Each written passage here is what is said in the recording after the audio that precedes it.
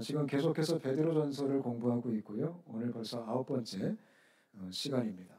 지난주 복습을 간단하게 해드릴게요. 나그네의 선포적 삶이란 제목으로 말씀을 나눴고요. 간단하게 설명해 드리면 나그네들은 열심으로 선을 행하며 살아야 된다. 그런 얘기를 나눴습니다. 열심이란 뜻은 열광적으로, 조금 더 과격하게 표현하면 광신적으로라는 뜻이 있어요. 그러니까 정말 열심히 하라는 거죠.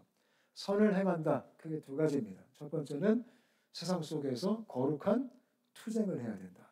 거룩한 분투를 해야 된다. 거룩한 몸부림을 쳐야 된다. 저는 저와 여러분이 이 땅에 살아갈 때에 거룩한 몸부림을 치는 그런 나그네가 되시기를 바랍니다. 또 선한 행실 두 번째는 복음을 보여주는 겁니다.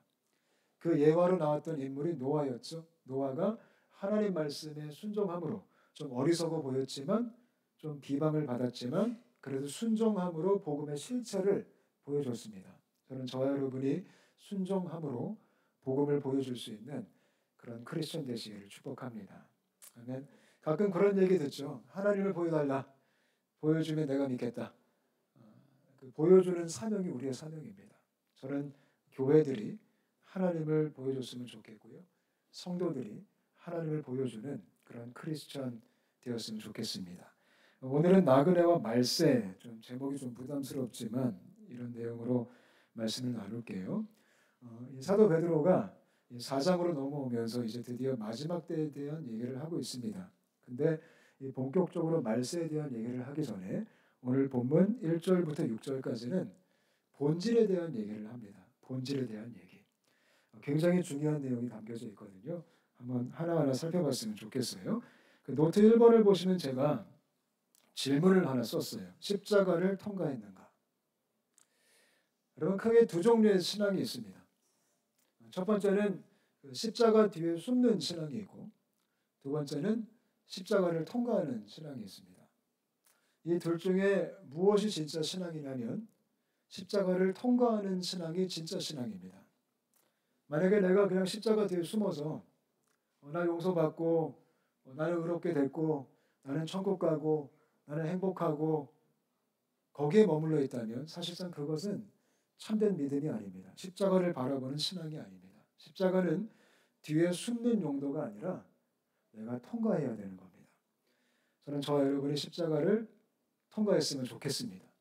근데 많은 분들이 교회를 다니지만 십자가 뒤에 쏙 숨어서 자기 의를 주장하고 자기의 만족에 빠져서 살아가는 분들이 굉장히 많이 있습니다. 그거는 그냥 교인이라고 말할 수 있어요. 종교인. 참된 믿음의 사람은 아니라는 겁니다.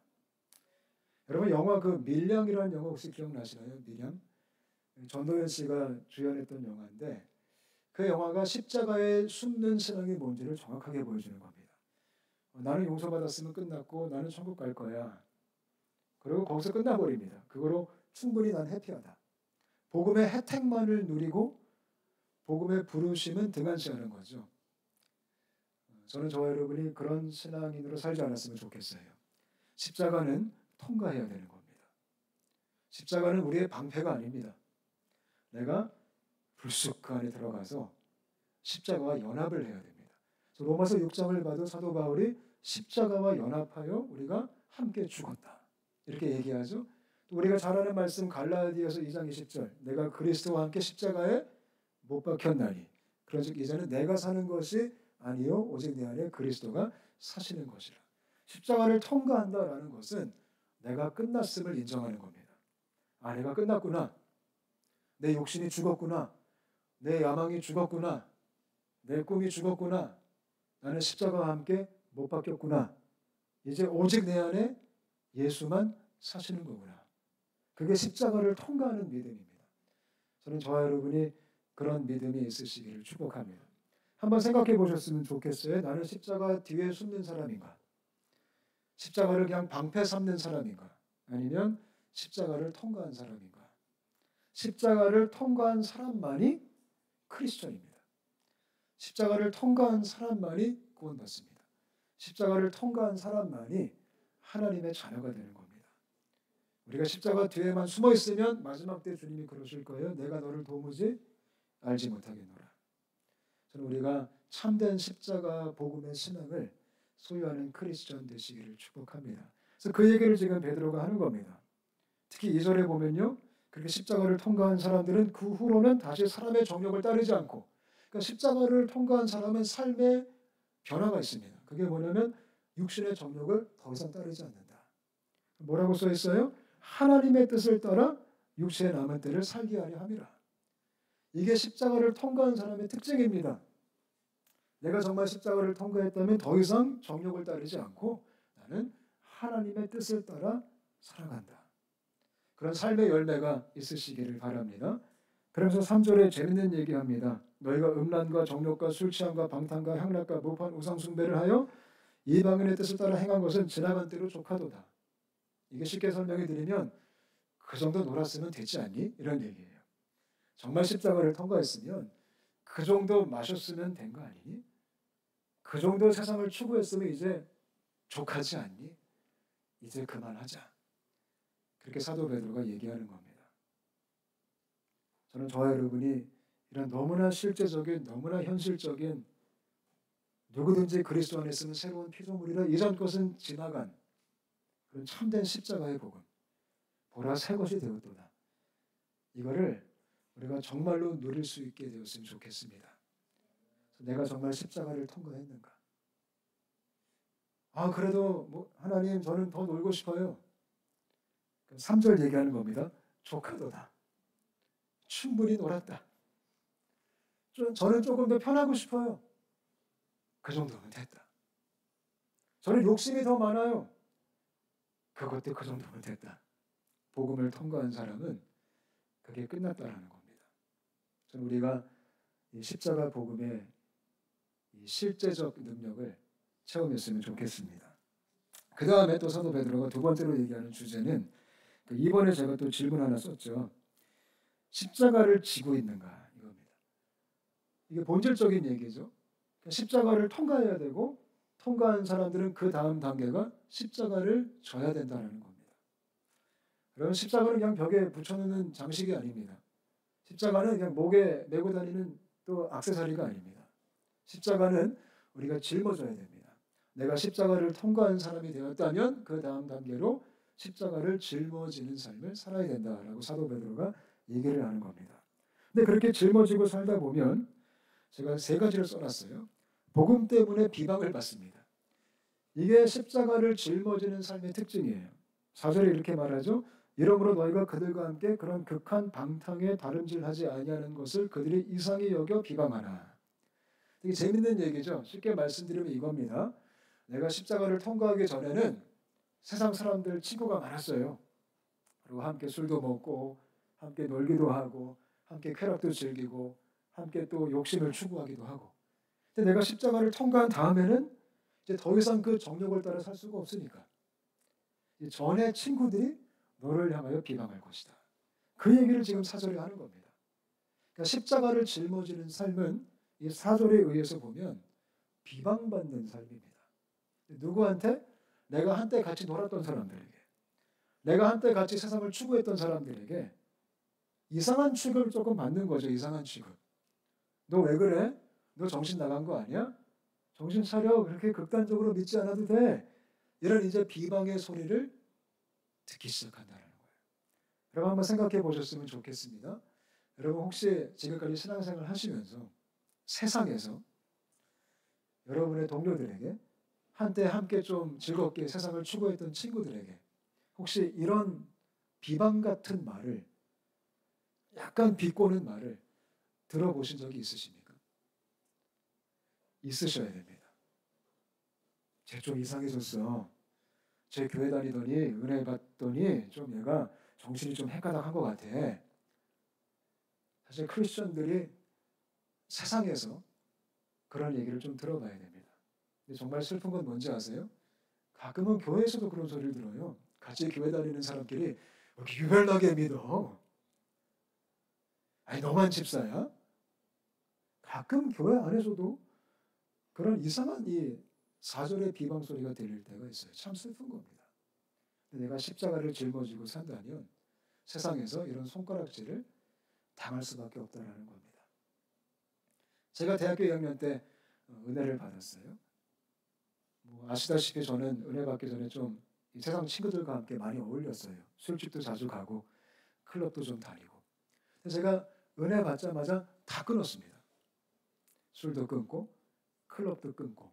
저는 또 당구를 되게 좋아해가지고요. 당구를 진짜 많이 쳤어요.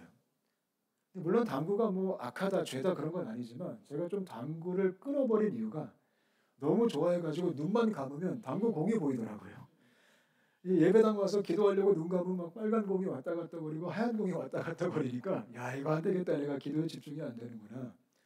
그래서 당구까지 끊어버리니까 친구들이 굉장히 의아하게 생각하는 거예요. 저를 막 비방하는 거예요. 성우가 좀 정신이 나간 것 같다. 옛날에는 제가 주도해서 놀았는데 이제는 계속 이제 모유를 막 빠지기 시작하니까 부담스러워하니까 아이를 조금 싫어하더라고요. 그러니까 너무나 자연스럽게 친구들과 조금 어색해지기 시작하더라고요. 근데 그것이 십자가를 짊어지는 삶입니다. 물론 제가 그들을 버리진 않습니다. 내 친구들, 지금도 연락하고 만나는 친구들이죠. 대학 동창들. 그러나 그때와 지금 좀 다르죠. 그때는 노는 친구였고 지금은 제가 섬겨야 되는 친구들입니다. 복음으로. 이게 신앙의 실제입니다. 여러분의 직장에서, 때로는 가정에서, 때로는 학교에서, 일상생활 속에서 이웃들과 함께 지낼 때 기독교 신앙은 아주 독특합니다. 유별납니다. 좀 적당히 타협하고 융통성 있게 살면 큰 문제 없을 수 있거든요. 근데 기독교 신앙은 그렇지가 않습니다. 까만 바탕에 하얀색 점을 강조하니까요. 그냥 튀게 돼 있습니다. 신앙은 숨길 수가 없습니다. 그러다 보면 비방의 대상이 된다라고 지금 사도 베드로가 얘기합니다. 이 당시 교회가 그런 비방을 받았거든요. 로마 사회 속에서. 꿋꿋하게 그것이 정상이다. 그리고 5절과 6절은 위로하는 말이에요. 이게 좀 말이 좀 헷갈려서 그런데요. 그들이 산자와 죽은 자를 심판하기로 예배하신 이에게 사실대로 고하리라. 비방을 받는 자들이 하나님께 사실대로 고할 것이다. 그래서 비방하는 자들이 심판을 받게 될 것이다. 그 얘기예요. 이게 좀 말이 좀 어려운데요. 비방을 하고 괴롭히는 자들이 나중에 하나님 앞에서 그 사실 그대로, 그 팩트 그대로 심판을 받게 될 것이다. 그러니까 지금 베드로가 격려를 하고 있는 겁니다. 6절도 위로의 말입니다. 이를 위하여 죽은 자들에게도 너희가 순교할지라도, 너희가 신앙 때문에 목숨을 잃는다 할지라도, 육체로는 사람의 심판을 받았으나 영으로는 하나님을 따라 살게 하려 함이라. 이것도 위로의 말씀이에요. 고난 가운데 있어도, 비방 가운데 있어도, 괴롭힘을 당해도 너희가 그건 사람에게 육체적으로 지금 힘듦을 받고 있지만 영으로는 살고 있는 것이다. 이렇게 지금 격려하고 있는 겁니다. 우리가 이 땅에 십자가를 지고 살아갈 때 물론 쉽지 않아요. 그러나 하나님의 격려가 있고 하나님의 위로가 있고 하나님의 화이팅이 있는 거 믿으시기 바랍니다. 지금 사도 베드로가 그렇게 이 소아시아 지역 교회를 위로하고 있는 겁니다. 저 여러분 한 분 한 분에게 이런 주님의 위로가 함께 하시기를 축복합니다. 혹시 신앙 때문에 좀 어려움을 겪고 계신 분들이 계신다면 힘내셨으면 좋겠습니다. 혹시 사회생활 하시면서 내가 믿음 지키는 것 때문에 약간 관계에 어려움이 있으시다면 오늘 좀 격려받으셨으면 좋겠습니다. 하나님이 다 아신다고 말씀하십니다. 그리고 하나님께서 화이팅 하고 지금 응원해 주십니다. 믿으시죠? 그래서 이런 본질적 얘기, 십자가를 통과했는가, 그리고 십자가를 지고 있는가, 이게 아주 중요한 내용입니다. 이걸 꼭 오늘 마음에 새겼으면 좋겠습니다. 개인적으로 생각해 보세요. 나는 십자가를 통과했는가? 나는 십자가를 지고 있는가? 좀 솔직하게 한번 고민해 보셨으면 좋겠습니다. 그 다음부터 이제 7절부터 사도 베드로가 말세에 대한 얘기를 합니다. 노트에 3번을 보시면 제가 몇 가지 얘기를 써놨어요. 말세는 언제인가? 마지막 때가 가까이 왔다 이렇게 얘기하잖아요. 여러분 말세가 언제일까요? 우리가 언제부터 이 말세로 좀 여겨야 될까요? 여러 가지 의견들이 있어요. 근데 제가 답을 알려드릴게요.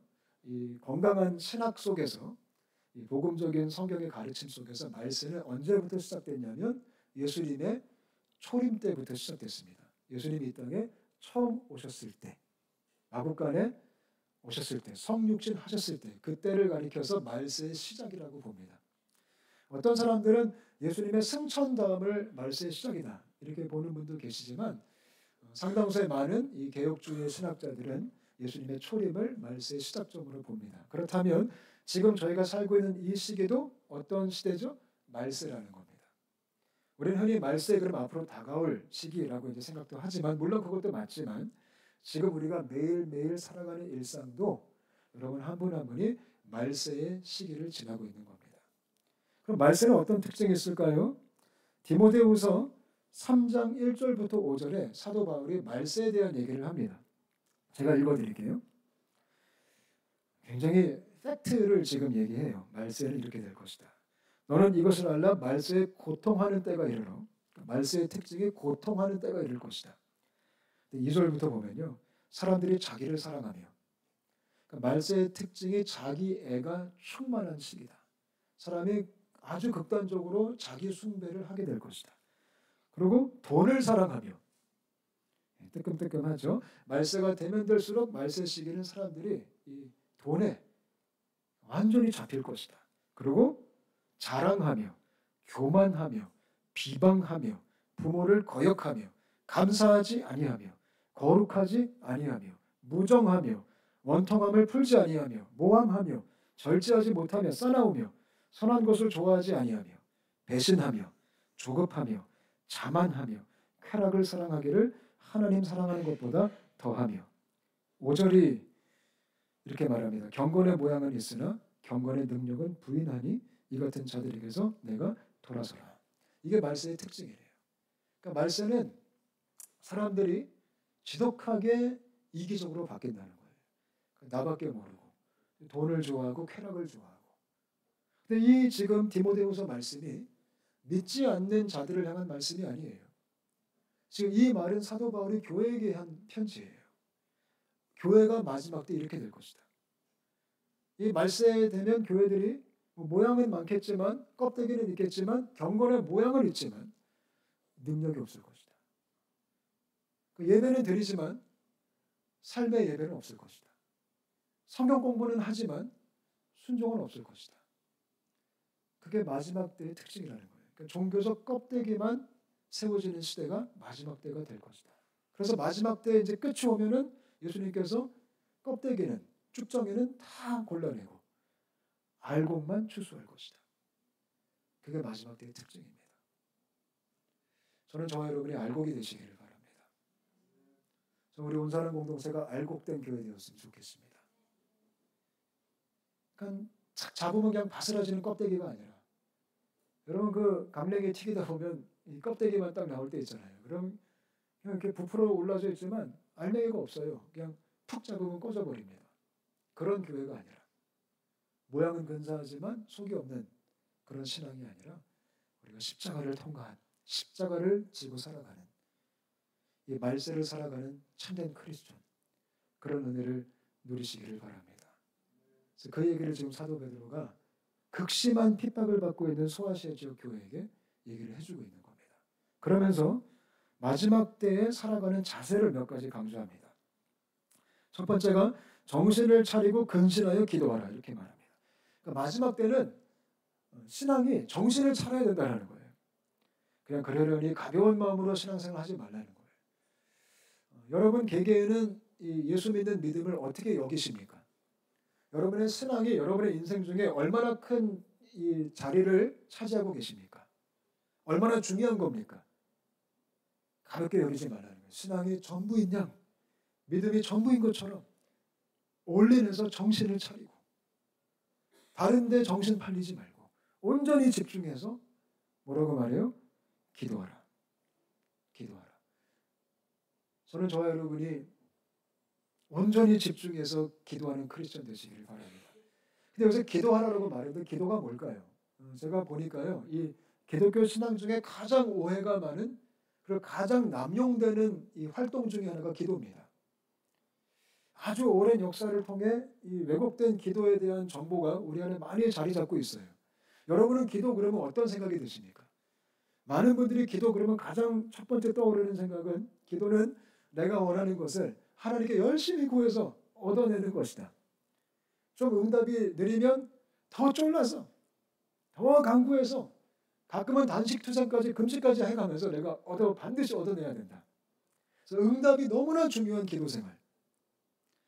기독교는 그런 기도를 가르치지 않습니다. 기도는 내 소원을 하나님께 아래서 얻어내는 게 아닙니다. 그리고 또 얻어내면 그게 신앙 좋은 것의 표징이 아닙니다. 가끔 기도 응답 많이 받는 분들이 나는 영성이 좋아 이렇게 생각할 때가 있어요. 그렇지 않습니다. 기도는 그런 용도가 아닙니다. 저는 저와 여러분이 기도를 그런 용도로 이용하지 않았으면 좋겠습니다. 또 흔히 우리는 기도를 그렇게 생각하죠. 도 닦기. 기독교의 기도는 도 닦는 게 아닙니다.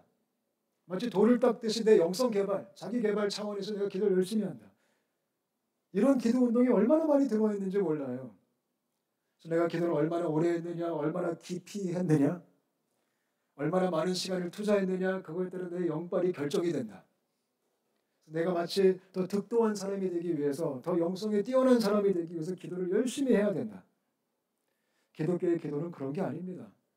도 닦는 게 아닙니다. 이 도 닦기식 기도 열심히 하시면요, 기도하면 할수록 교만해지십니다. 내가 마치 뛰어난 사람이 된 것처럼. 그리고 사람을 판단하기 시작합니다. 뭐로 판단할까요? 너 기도 몇 시간 해? 어머, 1시간도 못해? 한참 멀었다 얘. 더 열심히 기도해야지. 그래야지 나처럼 이렇게 하늘이 열려. 그런 분들 진짜 무서워요. 혹시 주변에 그런 분들 계시면 적당한 거리두기 할 수 있게 되시기를 바랍니다. 왜냐하면 기도는 그런 게 아닙니다. 소원 성취하는 거, 도 닦기 하는 거, 자기 개발 그런 거 아닙니다. 기독교에서 말하는 기도는 하나님과 교제하는 겁니다. 그러면서 하나님을 조금씩 알아가는 축복입니다. 믿으시죠? 그리고 두 번째, 기독교에서 말하는 기도는 하나님께 엎드리는 겁니다. 항복하는 겁니다. 주님, 내가 아무것도 못합니다. 내가 항복합니다. 주님이 해주셔야 됩니다. 그게 기도입니다. 기도는 하나님을 나한테 항복시키는 게 아닙니다. 근데 가끔 우리는 능력 있는 기도를 그렇게 오해할 때가 있어요. 기도는 내가 하나님께 항복하는 시간입니다. 그렇게 기도하라는 겁니다. 지금 극심한 고난의 때에, 이 마지막 때에 너희가 정신을 차리고 하나님 앞에 엎드려라. 항복해라. 저는 저와 여러분이 그런 기도자가 되시기를 축복합니다. 뜨겁게 서로 사랑하라. 이건 굉장히 중요한 겁니다. 아까 우리 임선정 집사님께서 사랑에 대한 기도를 눈물 가운데 해주셨는데요. 참 고민이 많죠. 어떻게 하면 우리가 더 사랑할 수 있을까? 근데 제가 몇 주 전에도 그런 설명을 드렸습니다. 교회 안에 참된 이 성경이 말하는 사랑이 싹트기 위해서는 우리가 한 곳을 향해 함께 목숨 걸고 가는 전우회가 생겨야 됩니다. 전우회. 그러니까 교회의 사랑은 전우회입니다. 우리가 주님께서 주신 사명을 향하여 미션을 향하여 함께 나아갈 때 그때 교회가 진정한 연합과 뜨거운 사랑을 할 수 있습니다. 여러분 군인들이 우리 그런 얘기 들었잖아요. 이 군인들이 전장에 나가면 이 전우회가 이 전혀 세상에서 볼 수 없는 그런 똘똘 뭉침으로 눈이 뒤집어지는 내 전우가 다쳤을 때 그런 경험들을 한다고 우리가 들었잖아요. 그게 교회의 사랑입니다. 우리가 함께 이 영적 전투의 이 선교적 이 사명을 향해 나아갈 때 우리가 서로 뜨겁게 사랑할 수 있는 겁니다. 같이 고난받을 때, 같이 핍박받을 때 여러분 서로 힘들 때 더 이게 애틋해지잖아요. 같이 고생한 친구들은 이게 좀 다르잖아요. 그러니까 교회는 함께 고생하는 공동체가 되어야 됩니다. 복음 때문에. 그럴 때 놀라운 주님의 사랑이 흘러가기 시작하는 거예요. 믿으시죠? 그래서 우리가 정말 그런 공동체가 됐으면 좋겠어요. 함께 복음 때문에 고난받는 공동체. 그래서 눈만 봐도 서로 위로가 되고 저 한 주간 복음으로 살다가 죽을 뻔했습니다. 나도 그랬어. 그 얘기하면서 서로 손을 한번 잡아줄 수 있다면 얼마나 큰 위로가 되겠어요. 그냥 형식적인 그냥 가벼운 그런 당신은 사랑받기 이런 거 말고요. 서로 공감하는 뜨겁게 서로 사랑하라. 그러면서 말씀하시는 게 이런 사랑은 허다한 죄를 덮느니라. 여기서 말하는 죄를 덮는다는 것은 죄를 눈 감아준다는 거 아닙니다. 근데 이 덮다의 반대말이 뭘까요? 들춰내는 거예요. 사랑은 들춰내진 않습니다. 근데 잘못된 왜곡된 정의로움은 들춰내기 바쁩니다. 꼭 그 들춰내기를 또 좋아하는 이 그룹들이 있습니다. 어떻게 하면 또 하나로 더 잡을까? 또 거기다 더 얹어가지고 얘기 막 만들어서 이제 소문내고. 그거는 사랑이 아닙니다. 사랑은 눈 감아주는 건 아니지만 품어주는 겁니다. 함께 이 전장에서 이 복음을 향한 이 치열한 전투 속에서 뜨겁게 사랑하는 겁니다. 그게 지금 사도 베드로의 말세를 살아가는 권면이고요. 서로 대접하라. 또 어떻게 대접해? 원망 없이. 이건 뭐냐면요. 계산하지 말고 대접해라. 그러니까 밥을 사주면 나도 언젠간 얻어 먹어야지 그런 마음으로 사주지 말고 이번에 내가 쐈으니까 다음에 너야? 이게 아니고 물론 뭐 그렇게 서로 주고받으면 감사하죠. 좋죠. 그러나 대접을 할 때는 그런 마음 말고 그냥 내가 섬기겠다. 그냥 줄 때는 그냥 줘라. 쿨하게. 그렇게 말합니다. 우리 공동체가 그런 공동체가 되었으면 좋겠고요. 은사대로 봉사하라. 그러니까 마지막 때 교회가 서로 막 자리 차지하려고 그러지 말고 각기 다양한 은사를 주셨으니 그 은사를 맡은 청지기로서 다양하게 서로 섬겨라. 그 얘기예요. 저는 여러분 한 분 한 분이 은사대로 섬기는 은혜가 있었으면 좋겠어요. 은사대로 섬기면 뭐가 다를까요? 은사대로 섬기면 내가 기뻐요. 가장 힘든 게 뭔지 아세요? 은사가 없는데 해야 되는 거. 그건 진짜 고역 중에 고역이겠죠. 그 은사가 없는데도 해야 돼. 그러면 그 사람도 죽고 그 사람이 하는 일도 죽어요. 그래서 은사가 있는 걸 잘 발견해서 우리가 서로 섬기는 게 중요합니다. 저도 이거를 항상 고민합니다. 제가 은사가 뭘까? 제 은사는 어떤 것이 있을까? 저도 보면은 제가 못하는 거 하라 그러면 얼마나 그 스트레스 쌓이는지 몰라요. 근데 제가 하나님이 제게 허락하신 은사를 갖고 섬기는 사역이 있으면 그렇게 행복하고 기뻐요. 재밌고. 그거는 좀 분별하기 어렵진 않습니다. 여러분 한 분 한 분도 그거를 발견해서 열심히 주를 위해 살 수 있게 되시기를 축복합니다. 그래서 그 얘기를 지금 사도 베드로가 이 마지막 때 하고요.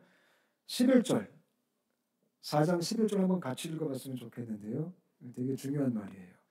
우리 함께 한 목소리로 4장 11절 같이 합독하겠습니다. 시작. 만일 누가 말하려면 하나님 말씀을 하는 것 같이 하고 누가 봉사하려면 하나님이 공급하시는 힘으로 하는 것 같이 하라.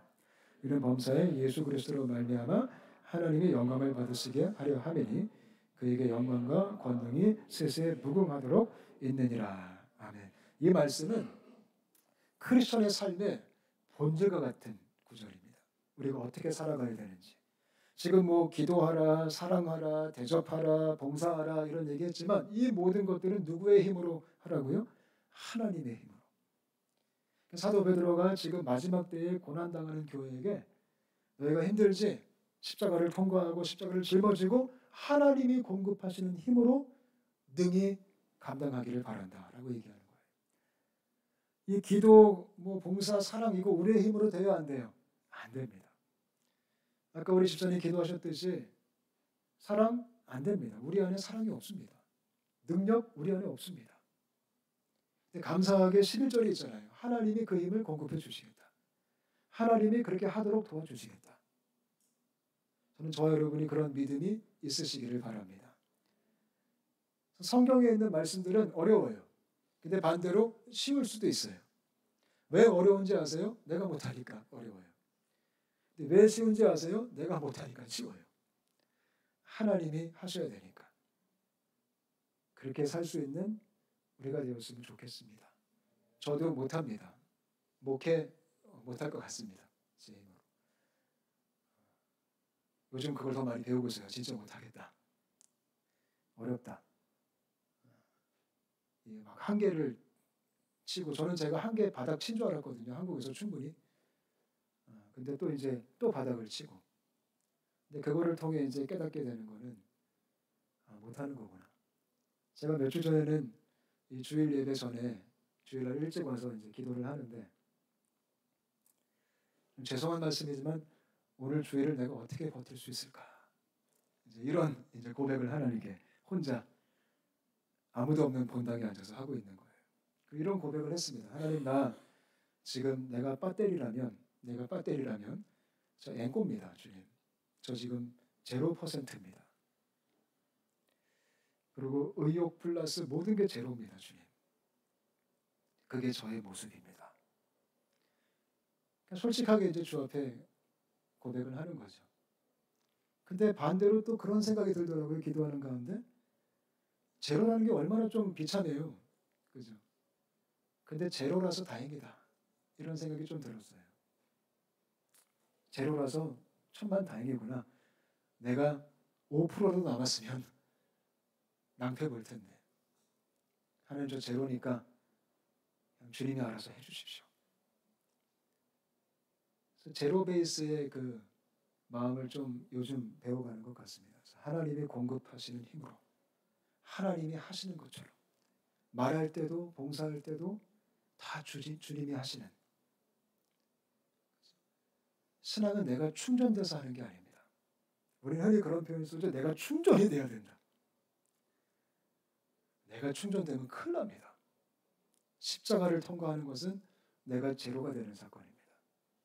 그리고 주님이 왕이 되시는 사건입니다. 저는 저희 공동체가 그 길을 함께 걸으면서 11절 마지막 너무 좋지 않아요? 이는 범사의 예수 그리스도로 말미암아 하나님의 영광을 받으시게 하려 함이니 그에게 영광과 권능이 세세에 무궁하도록 있느니라. 아멘. 같이 한번 기도하겠습니다.